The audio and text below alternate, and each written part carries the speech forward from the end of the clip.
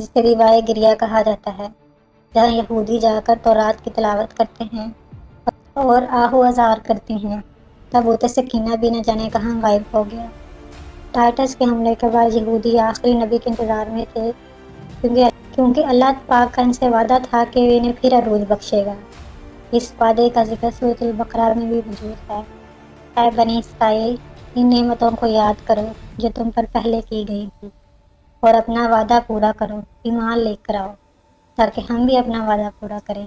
قیامت کی نشانیوں میں سے ایک نشانی یہ بھی ہے، ہیکل سلیمانی کی 30ویں دفعہ تعمیر ہوگی، جو کہ 2 دفعہ پہلے ہو چکا ہے۔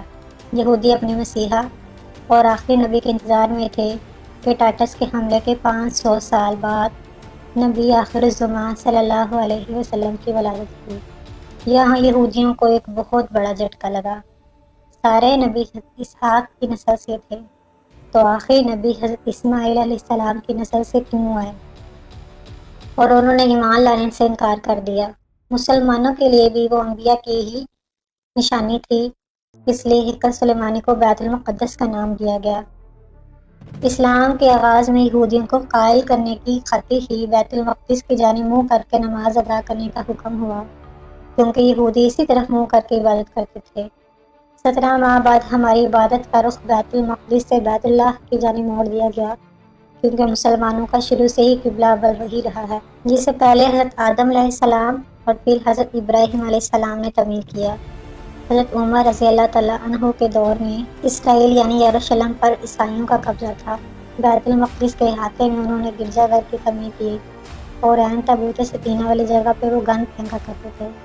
یہودیوں کی نفرت میں یروشلم کی فتح کے وقت حضرت عمر رضی اللہ تعالیٰ عنہ وہاں گئے تو عیسائی بہت برہم ہوئے، وہاں سرفراہی کروا کر مسجد تعمیر کروائی، اور قرآن میں موجود معراج والے واقعے کی نسبت سے اس مسجد کو مسجد اقصیٰ کا نام دیا۔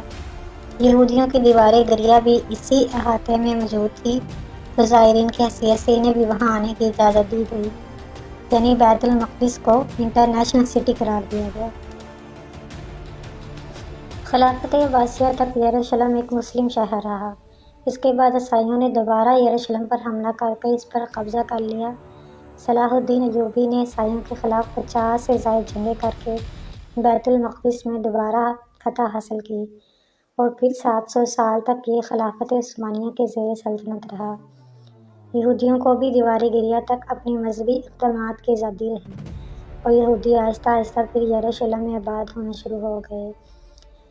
اس دوران کئی بار انہوں نے خلافت عثمانیہ کے سلطان کو پیسوں کی عوض یروشلم انہیں سونپنے کا لالچ دیا، لیکن ناکام رہے۔